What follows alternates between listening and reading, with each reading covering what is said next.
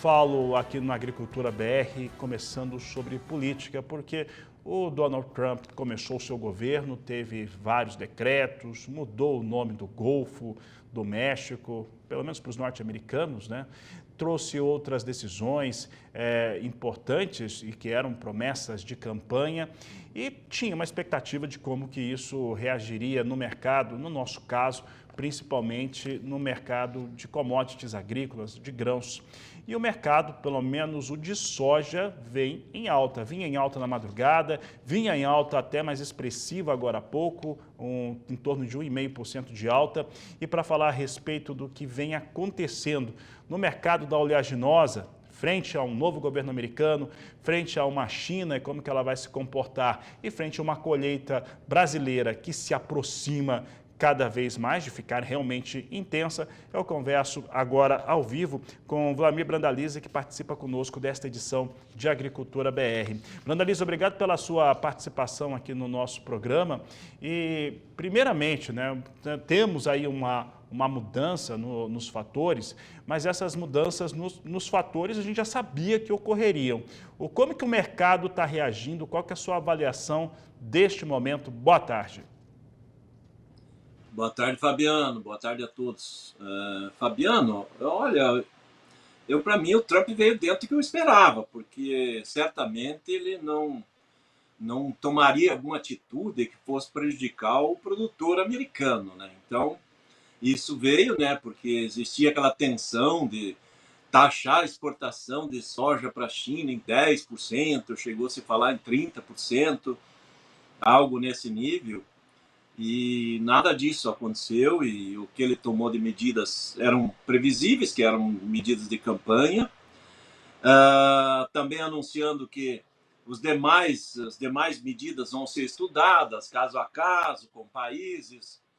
O próprio presidente chinês conversou com Trump aí, um pouco antes da posse também.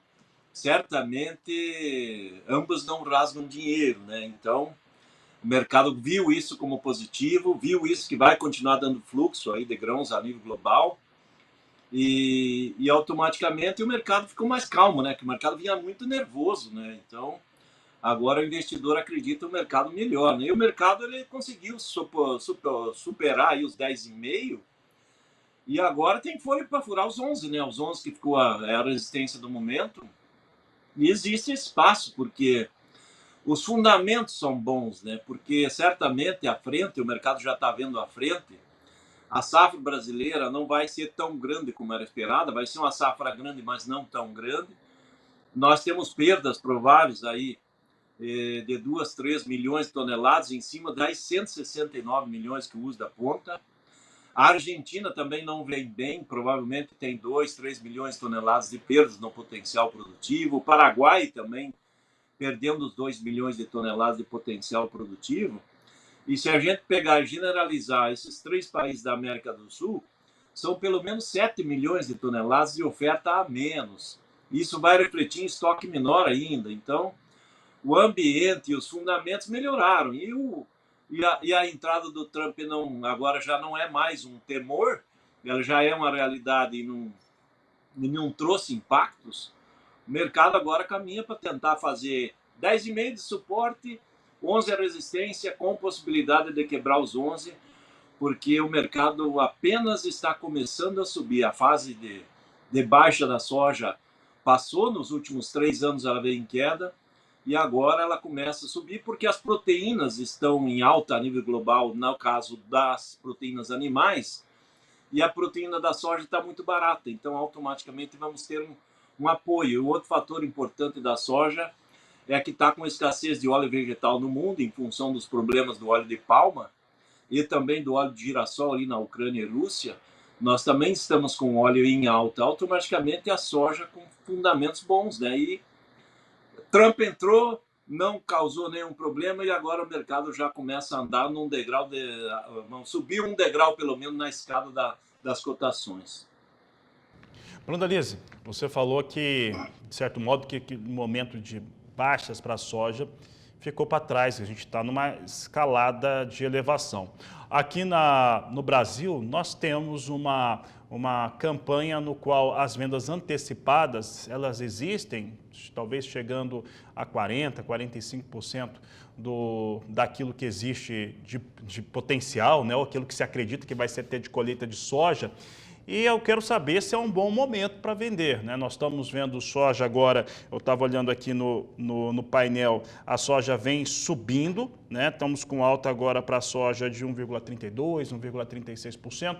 Dólar a R$ 6,03, hoje vai caindo um pouquinho, mas vai se mantendo acima dos R$ 6. Esse momento é interessante ou espera mais um pouco? Olha, Fabiano, com relação, nós temos duas análises. Chicago, que nem eu comentei, ela tem fôlego positivo. Já o mercado interno, como ele depende de dólar, depende de prêmio e depende de frete para o produtor, então aí ele tem prêmios que provavelmente nos próximos dias vão ficar mais negativos, voltar a pressionar para baixo, né?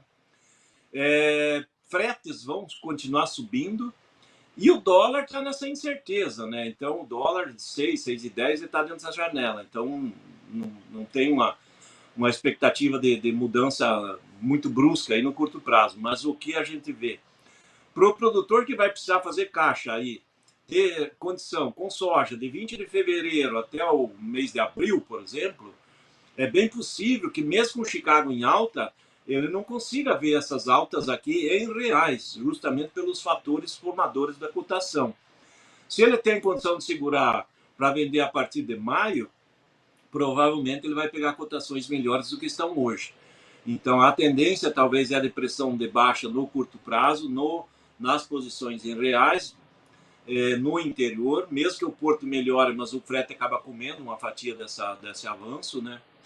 E lá na frente, certamente, nós vamos ver aí, provavelmente nós vamos ver o mercado melhorado e mais em diante, porque também tem uma tendência de produtor americano acabar reduzindo a área de soja em favor do milho nessa nova temporada, e isso acaba trazendo benefícios aí para o mercado de Chicago. E normalmente Chicago ele começa a subir agora e tem uma escalada até ali no começo de julho. Depois ele inverte e começa a ter uma escalada negativa.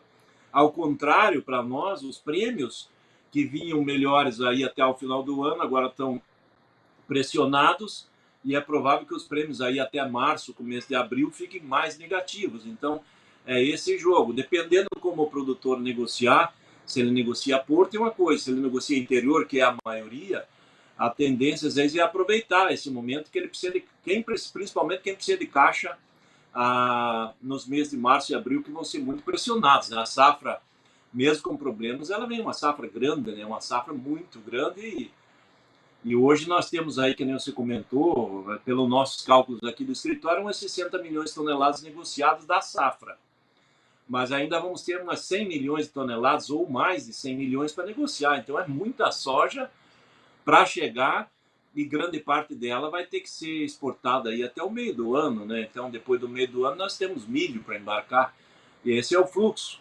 Então o produtor nesses próximos dias vai ter oportunidades boas. Cavalinho encilhado, que a gente sempre brinca, deve passar aí nesses próximos dias, amanhã, depois, até a semana que vem. E depois da semana que vem em diante, que nós vamos ter condições de colheita melhor aí no Mato Grosso, né, que está com muita chuva, aí nós vamos ter muita oferta chegando. E aí talvez prêmio e fretes comecem a subir mais, ficar mais desfavoráveis ao produtor.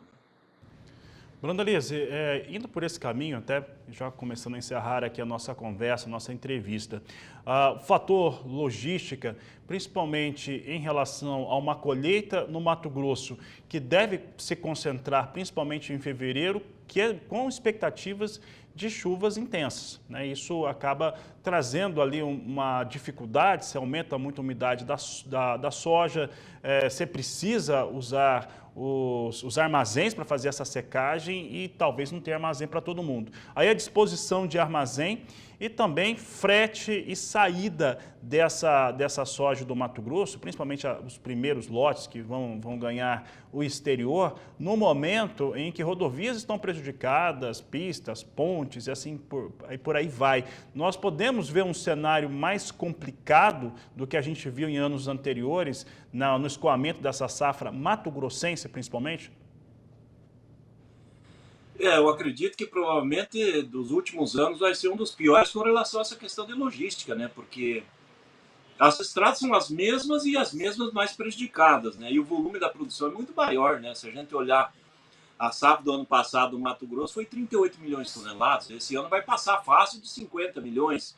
Se o clima tivesse muito bom, que desse condição de colheita normal, eles colheriam 55 milhões de toneladas. É muita soja a mais que vai ter que sair. E esse problema que não se citou, de ter soja muito úmida, que vai ter que passar por armazém para secar, e os armazéns não têm capacidade para segurar tudo, ele vai obrigar a ter aquela corrida em busca dos caminhões, né? Que os caminhões acabam sendo os armazéns nesse período de transição, de colheita até o porto. Então, nós vamos ter uma procura maior e, normalmente, isso traz pressão positiva no frete. E eu acredito que, nesse ano, os fretes vão ser os maiores, aí, pelo menos uns 3, 4 anos, em valores reais, justamente porque a disponibilidade de caminhões ela evoluiu muito pouco nesse tempo todo aí desses últimos anos desde a pandemia e a produção cresceu bastante, né? Então esse fator vai pesar e aí aquela lei da oferta e demanda, né? O pessoal vai precisar caminhão, o caminhão vai estar na fila dos portos, vai estar correndo para o norte, vai estar correndo para o sul. Eles vão ter que correr com a produção porque não tem capacidade de armazenagem, né? Não é que nem o milho que você deixa no tempo, céu aberto, que não chove, né? Você tem que estar dentro de armazéns, né? E automaticamente a soja ela vai pesar nessa linha e acaba pesando negativamente também no prêmio, né?